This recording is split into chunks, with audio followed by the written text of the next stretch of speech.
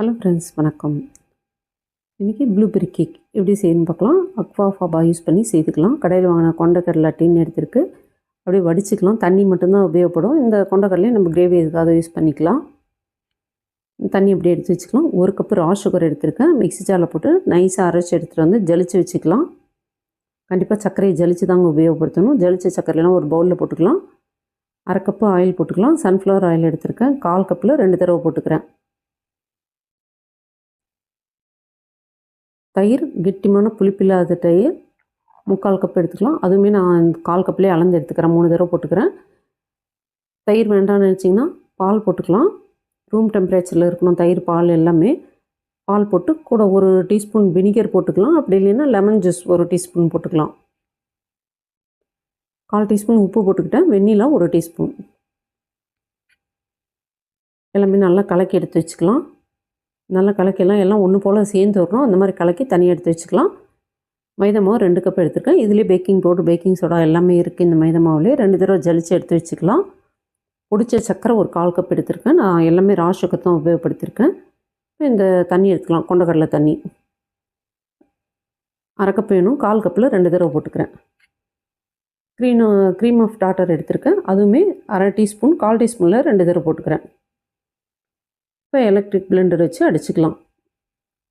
எனக்கு ஒரு 6 நிமிஷம் ஆச்சுங்க. 6 நிமிஷம் தொடர்ந்து அடிச்சுட்டே இருக்கணும். அடிக்கும்போது கொஞ்சம் கொஞ்சமாக சர்க்கரை போட்டுக்கலாம். நம்ம பொடிச்சு வச்சுருக்கோம் பாருங்கள் சர்க்கரை. ஆல்ரெடி கேக்கில் சர்க்கரை போட்டிருக்கோம். இதுலேயும் கொஞ்சமாக நான் பாதி சர்க்கரை தாங்க போட்டேன். அதுக்கு மேலே நிறுத்திட்டேன். நம்மளுக்கு வருதான்னு பார்த்தேன். நல்லா கரெக்டாக அந்த மாதிரி க்ரீம் பதத்துக்கு வருதான்னு பார்த்தேன். வரத்துக்கு ஆரம்பிச்சிச்சு. அதனால் நான் சுகர் போடல, நிறுத்திட்டேன்.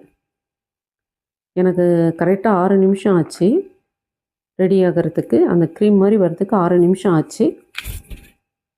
காமிக்கிறேன் பாருங்கள். இனிமேல் கொஞ்சம் வரணும். நம்ம அப்படியே எடுத்தோம்னா க்ரீம் மாதிரி விழுகாமல் நிற்கணும். அந்த மாதிரி வரணும். இந்த வேலை செய்யும்போதே அவன் 180ல் 10 நிமிஷம் ப்ரீஹீட் வச்சுக்கலாம். இப்போ சரியாக போச்சு பாருங்கள். அப்படியே எடுத்தோம்னா இப்படி க்ரீம் மாதிரி நிற்கிது பாருங்கள். இதுதான் கரெக்டான பதம். எனக்கு சர்க்கரை பாருங்கள் மிச்சம் ஆயிடுச்சு. அந்தளவு தான் சர்க்கரை யூஸ் பண்ணேன். இப்போ நம்ம கலக்கி வச்சுருக்கோம் பாருங்கள். சர்க்கரை, தயிர், எண்ணெயெல்லாம் அதை அப்படியே அந்த மைதா மாவில் கொட்டி கலக்கிக்கலாம். இந்த அக்வா ஃபாபா யூஸ் பண்ணி நம்ம கேக் செய்யும்போது கேக் நல்லா ஸ்பாஞ்ச் மாதிரி கிடைக்கும் நம்மளுக்கு. நல்லா கலக்கிட்டு அதுக்கப்புறம் அந்த அக்வா ஃபாபா கொஞ்சம் கொஞ்சமாக போட்டு கலக்கிக்கலாம். தயிர் ஒட்டுக்கா 1 கப் ஊற்ற வேண்டாங்க. 3/4 கப்பே ஊற்றிக்கலாம். அப்புறம் தண்ணி ஆயிடுச்சுன்னா மாவு கொஞ்சம் லூஸ் ஆயிடுச்சுன்னா கஷ்டம். இந்த அக்வா பாப்பா போட போகிறோம் இல்லைங்களா, அதனால நம்ம பார்த்து தயிர் போட்டுக்கலாம். ஆனால் இது போடுறதுக்கு முன்னாடியே நம்ம தயிர், பால் எதுனாலும் போட்டுக்கலாம். இது போட்டப்புறம் போட தேவையில்லை. இது கொஞ்சம் ஜென்டலாக கலக்கிக்கலாம். ஏன்னா அந்த ஏர் பபிள்ஸ் எல்லாம் உடையக்கூடாது. இந்த ரெசிபி எங்கள் மருமக அவங்களுடைய ரெசிபிங்க. அவங்க தான் சொன்னாங்க இந்த மாதிரி செய்ய சொல்லி. நான் செய்கிறேன். நல்லா ஜென்டலாக கலக்கி விட்டுக்கலாம். அந்த ஏர் பபிள்ஸ் எல்லாம் உடையாத மாதிரி கலக்கிக்கலாம்.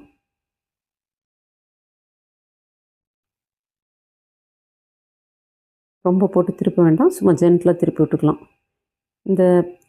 இது பேக் பண்ணுறதுக்கு 30க்கு 20 சைஸ் டின் எடுத்துருக்கேன். டின்னில் பேப்பர் போட்டு வச்சுருக்கேன். அதில் எல்லாம் கேக் பேட்டர் போட்டுக்கலாம். எல்லாம் ஒரு ஈவனாக போட்டு பண்ணிக்கலாம். ஒரு ஸ்டிக் வச்சு அப்படியே கோடு போட்டுக்கலாம். ஒரே மாதிரி பேக் ஆகி வரும். 2 தடவை டேப் பண்ணிக்கலாம். அப்படி எடுத்து அவனில் வச்சுட்டேன். 25 நிமிஷம் வச்சுருக்கேன். 2 கப்பு ப்ளூபெர்ரி எடுத்துக்கலாம். ஒரு சுத்தமான கடாயில் போட்டுக்கலாம். கொஞ்சம் கூட ஈரம் இல்லாத கடாயில் போட்டுக்கலாம். 1/2 கப்பு ரா சுகர் எடுத்துக்கிறேன். ஒயிட் சுகர் உபயோகப்படுத்தினாலும் நல்லாயிருக்கும். 2 பிஞ்சு உப்பு போட்டுக்கிறேன். 1/2 கப்பு தண்ணி ஊற்றிக்கலாம். Vinegar 1/2 teaspoon, apple cider vinegar 1/2 teaspoon போட்டுக்கிறேன். வினிகர் பதில் லெமன் ஜூஸ் கூட உபயோகப்படுத்திக்கலாம். 1/4 கப்பு தண்ணி தனியாக ஒரு பவுலில் எடுத்துருக்கேன். அகர் 1/2 டீஸ்பூன் போட்டு கலக்கி வச்சுக்கலாம். இந்த தண்ணி அப்படியே வச்சுக்கலாம். இப்போ உபயோகப்படுத்த வேண்டாம். இது அப்படியே ஸ்டவ்வில் வச்சிடலாம். சின்னதாக எரியிற ஸ்டவ்வில் வச்சுக்கலாம். ரொம்ப ஹையில் வைக்க வேண்டாம். சரி, நல்லா ஒரு கொதி வந்தோடனே ஒரு மேஷர் வச்சு நல்லா அமுத்தி விடலாம். நல்லா கலக்கி விட்டுட்டே இருக்கலாம். கொஞ்சம் எல்லாம் ரொம்ப கரைய தேவையில்லை. இந்த ப்ளூபெர்ரி ரொம்ப கரைய தேவையில்ல, ஓரளவு கரைஞ்ச அப்புறம் நம்ம அகர் அகர் எடுத்து ஊற்றிடலாம். அகர் அகர் ஊற்றி ஒரு 2-3 நிமிஷம் கொதிச்சா போதும். நல்லா நம்மளுக்கு கரெக்டான பதம் வந்துருச்சு. இப்போ ஸ்டவ் அணைச்சிடலாம். நம்மளுக்கு செய்யும்போதே நம்மளுக்கு தெரிஞ்சிடும், நல்லா ஆறணும், அப்படியே வச்சிடலாம். அதுக்குள்ளார கேக் பாருங்கள் நல்லாவே பேக் ஆகிடுச்சு.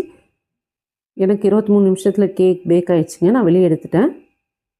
அப்படியே ஒரு கிளாத் போட்டு மூடி வச்சுக்கலாம். கேக் நல்லா ஸ்பாஞ்ச் மாதிரி சூப்பராக இருக்குது. ரூம் டெம்பரேச்சர் வந்தோடனே அப்படியே தனியாக எடுத்து வச்சிடலாம். கேக் வந்து அப்படியே சாப்பிட்டிங்கன்னா கூட டேஸ்ட் அருமையாக இருக்கும். நல்லா ஸ்பாஞ்ச் மாதிரி இருக்கும். நம்ம இப்போ க்ரீம் அப்ளை பண்ணிக்கலாம்.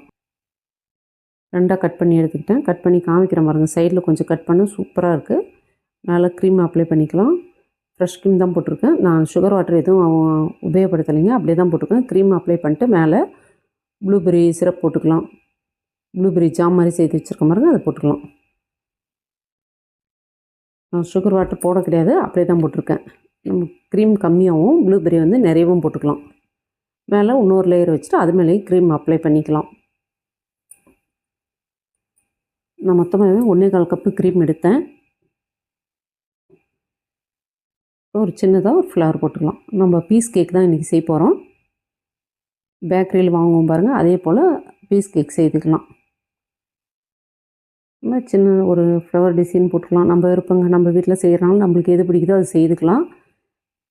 நான் 2 கவரில் போட்டு தான் வச்சுருக்கேன். உள்ளார ஒரு கவரில் போட்டு அதுக்கு மேலே ஒரு கவர் போட்டு தான் வச்சுருக்கேன்.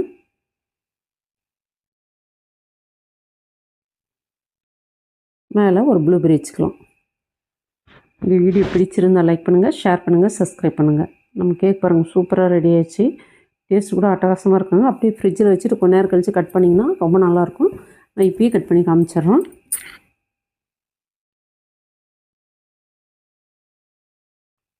அப்படியே கட் பண்ணிக்கலாம்.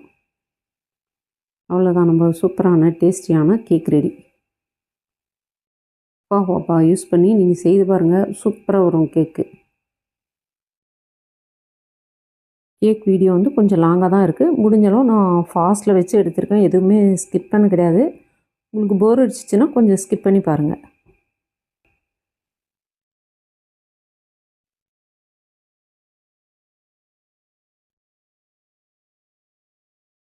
தேங்க்யூ.